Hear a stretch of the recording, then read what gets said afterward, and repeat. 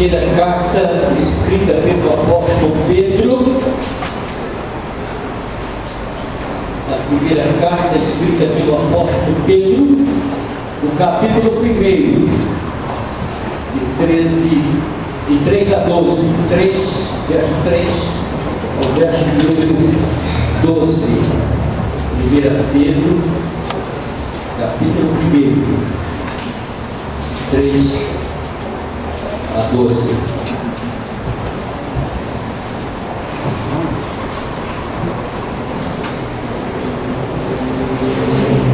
Primeira carta escrita pelo apóstolo Pedro, capítulo 1, verso 3 ao verso 12.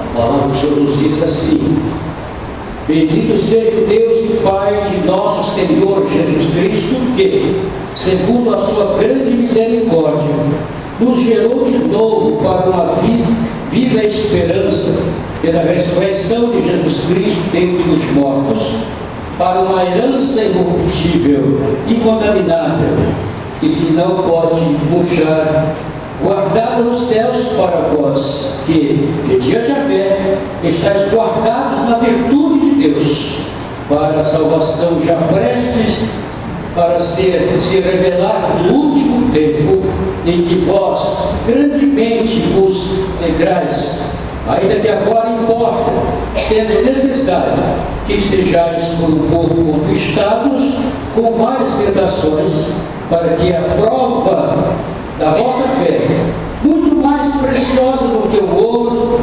que perece e é provado pelo fogo, se ache em louvor e honra e glória na revelação de Jesus Cristo, no qual, não havendo visto a mais, no qual, não vendo agora, mas crendo, vos alegrais com gozo inefável e glorioso, alcançando o fim da vossa fé, a salvação da alma, da qual salvação queríamos e trataram diligentemente os profetas que profetizaram da graça que vos foi dada, indagando que tempo que, ocasião de tempo, o Espírito de Cristo que estava neles indicava anteriormente, testificando os sofrimentos que a Cristo haviam de vir e a glória que se lhes havia de seguir, aos quais foi revelado que, não para si mesmo, mas para nós, ele ministrava estas coisas que agora vos foram anunciadas por aqueles que, pelo Espírito Santo, enviado do céu, vos pregaram o Evangelho, para as quais coisas os anjos desejam bem atentar. Pai, obrigado pela palavra lida, obrigado pelos hinos que cantamos. Nesse instante colocamos o pequeno Rafael das mãos. O Senhor conhece, sabe o seu estado de saúde, que precisa de um toque poderoso do Senhor. Visita aquela criança, Deus. E agora pedimos também, continua visitando nossos corações através da Tua palavra que vamos receber neste momento, em nome do Senhor Jesus. Amém. Amém? Amém. Depois de cantarmos bastante hinos, nós estamos prontos agora para recebermos a palavra. Meus irmãos, a vida é uma escola de aprendizado que prepara o crente para a eternidade. A vida é uma escola de aprendizado que prepara o crente para a eternidade. Então nós aprendemos, meus irmãos, a confiar em Deus. A cada dia somos provados na escola da vida. Se você observar as coisas que acontecem em sua vida, na vida de sua família, ao seu redor, as coisas que acontecem no mundo como um todo, você vai entender que essas coisas vêm para nos ensinar alguma coisa, vêm para nos mostrar alguma coisa, uma mudança que precisa acontecer na nossa vida. As provações são inevitáveis, nós não podemos evitá-las. Todos os crentes enfrentam provações em suas vidas. independentemente de ser ele convicto de sua salvação ou não.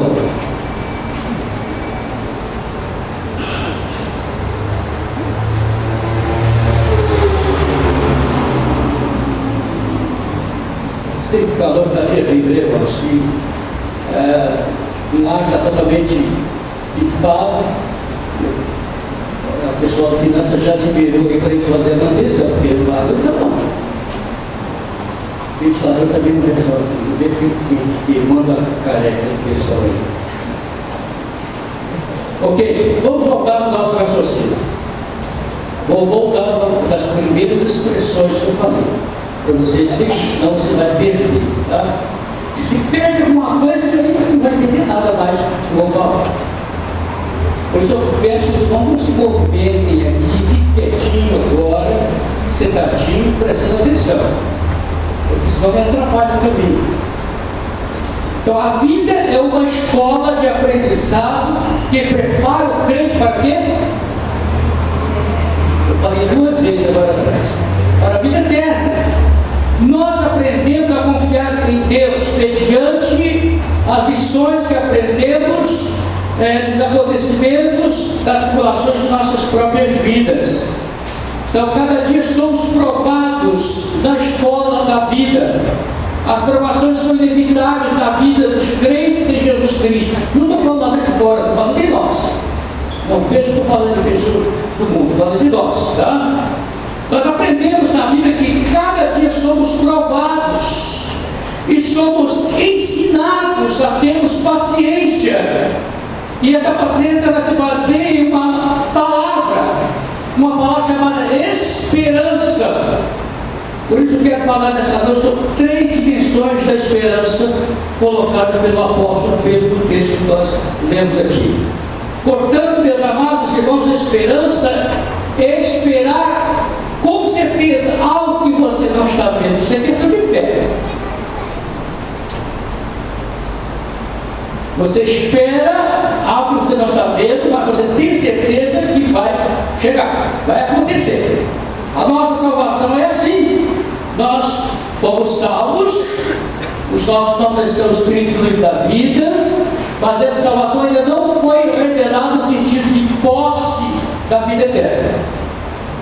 É essa revelação que nós estamos aguardando. Nós estamos vivendo, meus amados, a dispensação chamada dispensação da graça. E ela está perto do seu fim. É a última dispensação, meus amados, na história de Deus para a humanidade. Quem lê a Bíblia tem conhecimento disso. Todas as demais dispensações que aconteceram desde a criação, elas aconteceram sem falhar. E a dispensação da graça, ela começou quando Jesus veio. Ele estabeleceu a graça salvadora de Deus, através da sua morte na cruz, mediante a vitória da sua ressurreição de entre os mortos.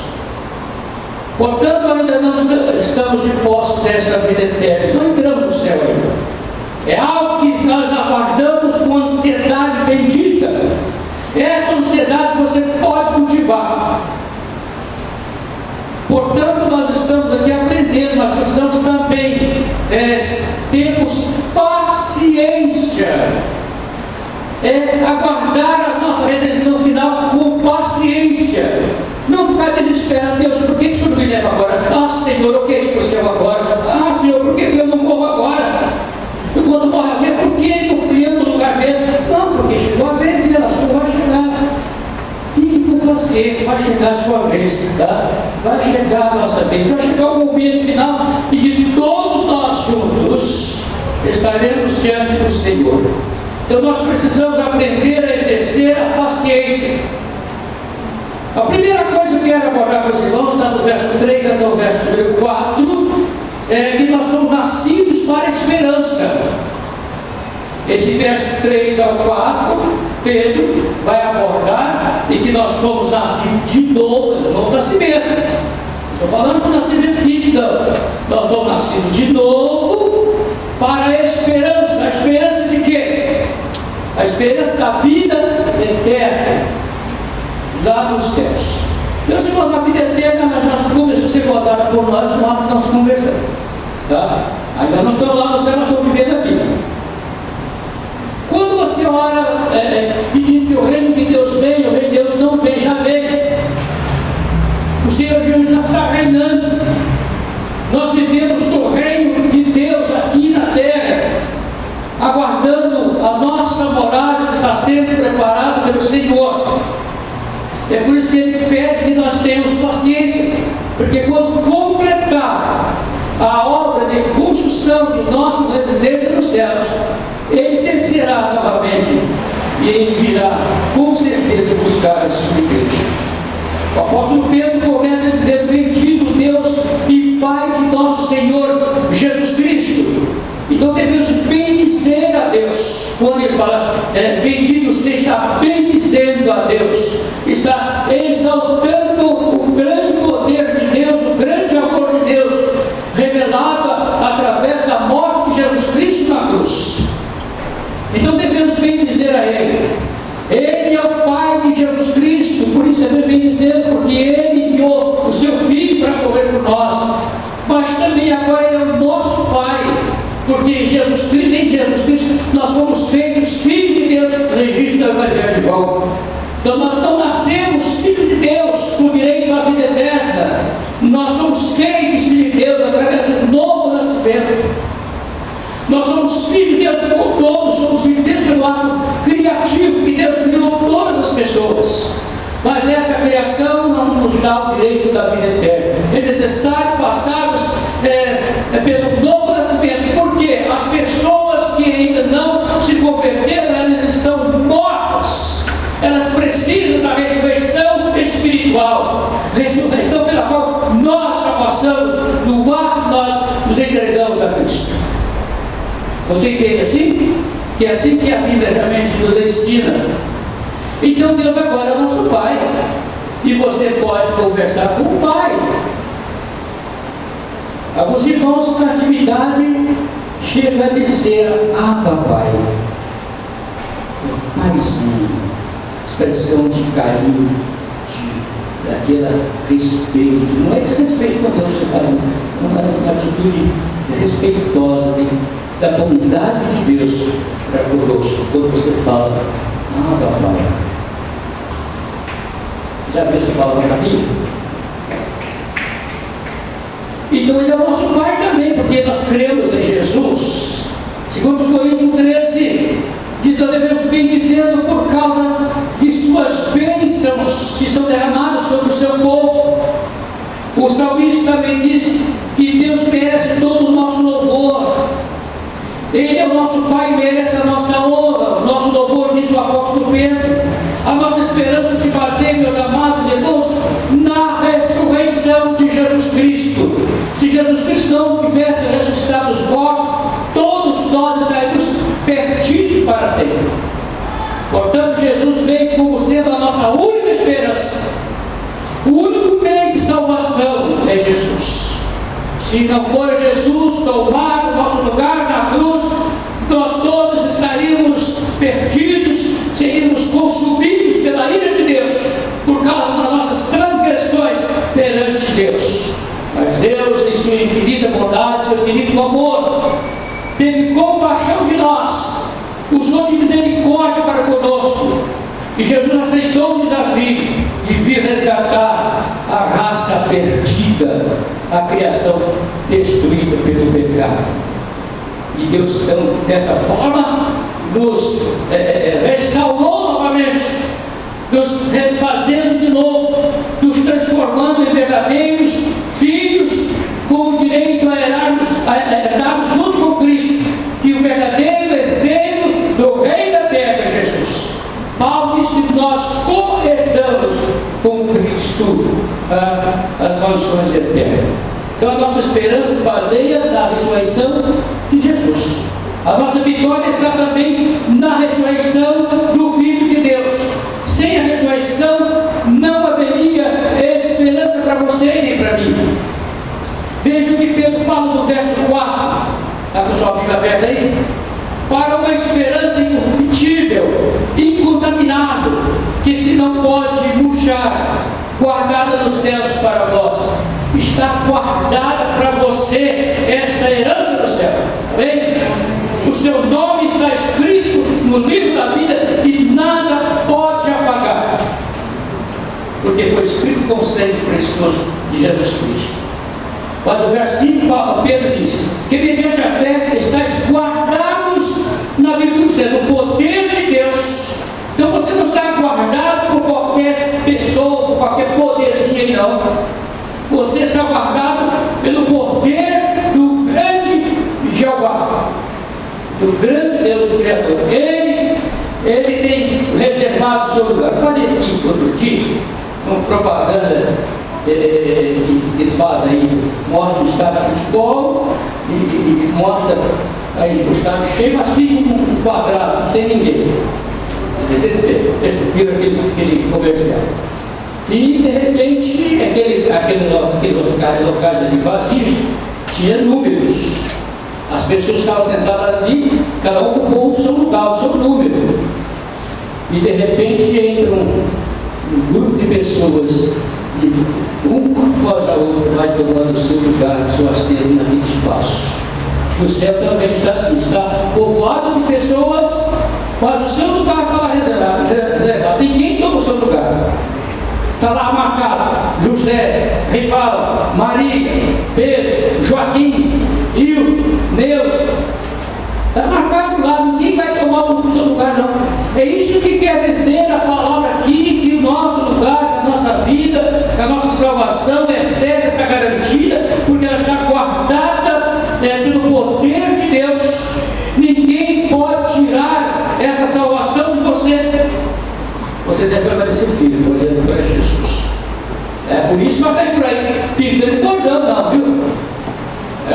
Mas eu estou guardado, estou certo, estou garantido. E cai na gandaia por aí. Você vai ver quem comprou para nós. Você tem que ficar firme. Desculpa a expressão, mas é uma expressão popular. Tá? Então a nossa esperança se baseia na ressurreição de quem? De Cristo. A nossa vitória se baseia também na ressurreição de Jesus. Sem a ressurreição não haveria esperança.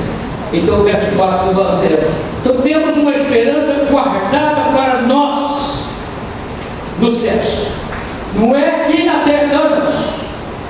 Seu nome não está escrito no livro do Rodimento da Areia Branca, não. Nem isso que vai ter o nosso céu. Nem tem o certificado de batismo, chegar lá na porta e dizer: olha, Jesus, aqui está o certificado de batismo. Fui batizado pelo pastor Wilson, daquele batismo branca, isso aqui é minha garantia. Isso não garante nada. Sua garantia está no sangue de Jesus. Essa é a verdade bíblica.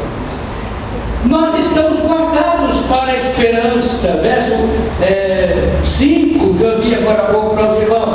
Deus nos protege para permanecermos na esperança. Além de estarmos guardados, nós temos a proteção de Deus. Deus nos protege, meus irmãos. Você pode parar para pensar nisso, que Deus protege a sua vida. Você já teve um lance na sua vida que lá na frente, quando você olhou para trás, você percebeu: se não for a mão de Deus ali, eu não estaria mais aqui. Deus me protegeu, Deus me livrou. E Ele livra você de cada encrenca, né? E às vezes nós não reconhecemos isso, né? E Ele livra mesmo, porque Ele nos protege. Então a nossa fé não pode desvanecer. Apesar que Jesus fala que nos tempos a fé de muitos esfriaria. E nós vivemos tempos, amados, que muitos crentes estão frios da fé. Muitos estão abatidos, se afastando, ficando em casa, não querem vir para casa do Senhor, juntar seu povo para louvar o Senhor, não estão mais lendo a palavra, nem orando, não há mais uma comunhão, uma comunidade chamada família de Deus. Estão cada vez mais se enfraquecendo, a fé está desvanecendo cada vez mais. Deve estar então, a nossa fé deve estar firmada nas promessas feitas por Jesus Cristo, não promessas de homens. Não vá atrás de promessas de homens. As promessas humanas são falhas e mentirosas. Você tem que estar firme nas promessas feitas pelo Senhor Jesus, o nosso Salvador. Elas estão registradas nas páginas do livro sagrado. A a Bíblia, a palavra de Deus. Por isso você deve ler a Bíblia. O versículo nos dá a segurança de que estamos guardados. A nossa salvação está prestes a ser revelada, irmãos. Está por um fio. A qualquer momento, meus amados, o mundo será surpreendido com a volta do Senhor Jesus Cristo. E o povo de Deus triunfará finalmente. E nós cantaremos o hino da vitória, diz o apóstolo Paulo. Onde tu estás, ó morte? Onde tu estás, pecado, transgressões? Onde tu estás, Satanás e seus agentes? Todos foram derrotados, vencidos.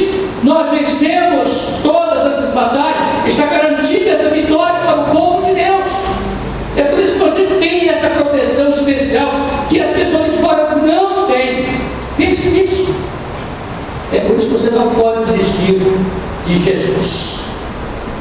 Então vivemos nos últimos tempos dessa dispensação, a da graça. Vivemos, meus amados, pela graça de Deus, essa última dispensação, e aí então se cumprirá a nossa redenção. Nós estamos guardados não por qualquer poder, por qualquer pessoa, mas pelo poder de Deus. Somos guardados para a salvação plena e definitiva. Está chegando, meus irmãos, está chegando a hora. Está próximo o grande dia do Senhor que cantamos agora há pouco. O Salmo 121, que foi citado agora há pouco também, ele diz que quem nos guarda é o Senhor. Ele guarda a nossa entrada e a nossa saída. Ele guarda durante o dia, durante a noite. Deus não dormita, Ele não dorme como nós. Ele não cochila como nós. Ele não se descuida como nós. Deus está atento 24 horas, irmãos, em nosso favor, nos protegendo, porque Ele não quer que Deus se perca. Ele quer que todos sigam os seus ensinamentos e todos estejam com Ele na glória eterna. Eu não fico imaginando assim, irmãos, o dia que Jesus chegar conosco no céu. A Bíblia diz que haverá uma celebração, a ceia será celebrada por Jesus. Lembra do pastor Luiz Monte, o Senhor Jesus, os anjos vão servir. Depois da celebração, Jesus vai nos entregar nosso nome do Pai. E vai dizer: Pai, aqui estão todos aqueles que tu me deste. Nenhum se perca. Você tem essa certeza? Estará lá ou não? Agora que a grande bênção, um grande banquete espiritual. Então devemos estar firmes. Versos 6 a 9, Pedro fala que nós devemos viver a esperança. Não é só ter a esperança, falar da esperança, viver, vivenciar essa esperança cada dia. Olha o verso 6 a 9. Em que nós grandemente vos alegrais, ainda que agora importa sendo necessário que estejais por um pouco contristado com várias tentações, porque isso acontece, né? Para que a prova da vossa fé, muito mais preciosa do que o ouro que perece, é provado pelo fogo, se ache em louvor e honra e glória na revelação de Jesus Cristo, ao qual, não o havendo visto a mais, no qual não o vendo agora, mas crendo, vos alegrais com o gozo inefável e glorioso, alcançando o fim da vossa fé. Qual é o fim da nossa fé? A salvação da nossa alma. Essa é a promessa do Senhor. Então, o fim de nossa fé é a nossa salvação. Nós devemos esperar todos os dias a revelação de nossa salvação, que está oculta aos nossos olhos. Esse que Pedro está falando, está oculta aos nossos olhos. Nós temos a certeza dela. Nós não entramos lá ainda de nós. Estamos salvos, estamos guardados, estamos garantidos. Judas, irmão de Jesus, também falou que nós somos guardados pelo Senhor. Então o apóstolo Paulo nos ensina que a esperança é o resultado da tribulação. Romanos capítulo 5 ele fala disso. Mas Pedro usa a palavra tribulação. A palavra tribulação e provação. Pedro não usa provações em vez de tribulação. Paulo usa a palavra tribulação e Pedro provações em lugar de tribulações. E o verso 6, Pedro nos ensina que há momentos que ficamos tristes por um pouco de tempo.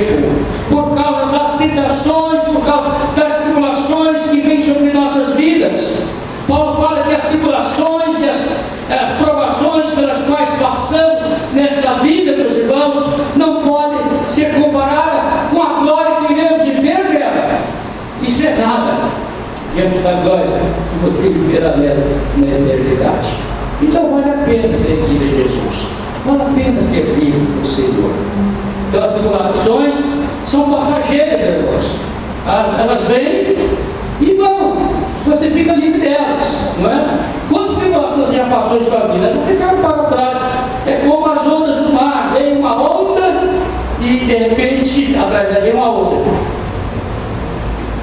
Vem uma outra. A vida é sempre assim.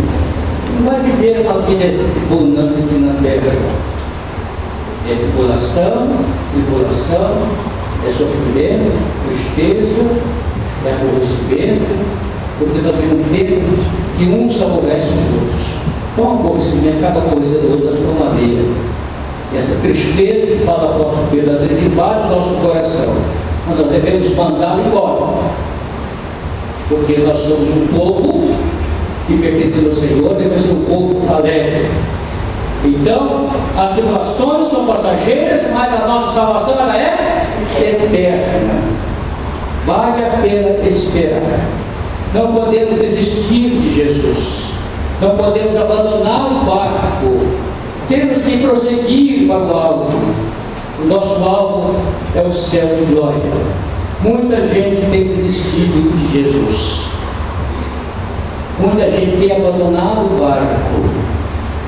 Mas você não pode, você não abandona o barco. Não desista dessa esperança. Não desista de Jesus. Não desista do céu. Seu marido não vai, seu esposo não vai, você já pregou para ele, mas você vai.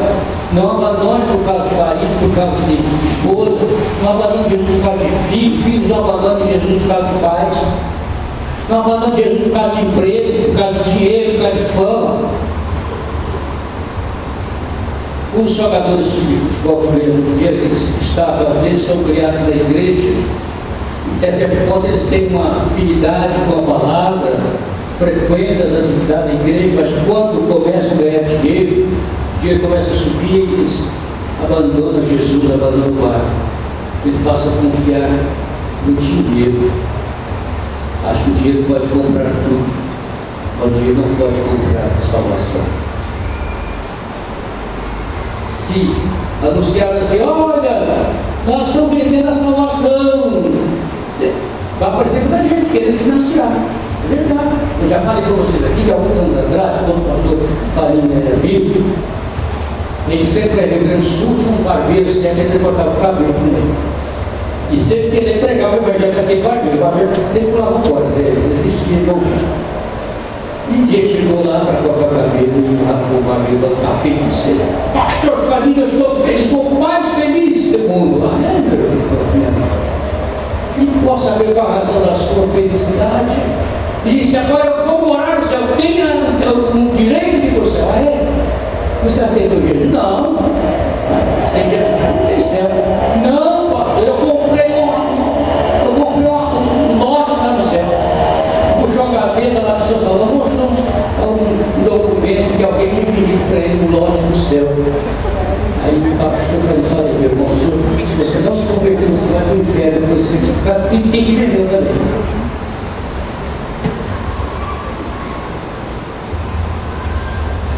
Pessoal, já estão elogiando o céu. E já está assim que fez a vida inteira, né? Vamos terminar a nossa palavra, irmãos. Pedro encerra o primeiro bloco de sua carta, o verso 10 a 12, destacando o quão grande a nossa salvação, que foi manifestada na primeira vinda de Jesus e que se manifestará finalmente com a segunda vinda de Jesus. Ele virá para buscar aqueles por quem ele morreu, aqueles que o aceitaram como Salvador, aquelas pessoas que compreenderam o seu plano de salvação. Meus amados irmãos, precisamos viver essa esperança cada dia. Não podemos desistir dela. Está perto a volta de Jesus. Não abandone Jesus. Não abandone o programa de Deus através da Bíblia. Não abandone o programa que a igreja tem colocado para nós, para o nosso crescimento espiritual. A igreja diz exatamente isso, para nos mantermos unidos na palavra. uma igreja organizada aqui. Onde vocês saíram nesta hora? Nas casas de vocês. Talvez meio fantástico, alguma coisa mais. Mas nós estamos aqui fazendo o quê? Adorando o Senhor. E além do mais, aprendendo da palavra dele, para a nossa edificação. É isso que vale a pena, irmãos. O mais importante para nós é isso. É que Pedro também nos adverte, no final da sua carta, dizendo: mas antes crescei na graça e no conhecimento de Cristo Jesus. O que nós estamos fazendo aqui é buscando um crescimento na graça do Senhor. Pense nisso. Essa salvação está garantida, e a vida do Senhor pode acontecer a qualquer momento. Essa esperança pode ser manifestada a qualquer momento, revelada a qualquer momento. Pedro faz menção aqui de que os profetas falaram, desejaram esse dia. Ele fala também que a responsabilidade de pregar o Evangelho é nossa. Os anjos queriam ser mensageiros da mensagem, da pregação do Evangelho de Cristo. Apesar que a palavra ângelos do grego significa mensageiro, ou aquele que tem uma mensagem, porque eles trabalharam muito no Velho Testamento, no Novo Testamento, levando sempre uma mensagem de Deus. E por isso os pregadores são chamados de anjos no sentido de mensageiros da palavra de Deus, que tem uma palavra para o povo. Quando eu venho aqui, eu venho com uma palavra para os irmãos, e antes ela foi pregada para mim. Eu prego para mim primeiro. Eu faço meu esquema, meu esboço, minha homilética para mim. Leio, prego para mim. Depois que eu sou alimentado, eu vou dividir isso com os irmãos. Que o Senhor nos abençoe. Amém?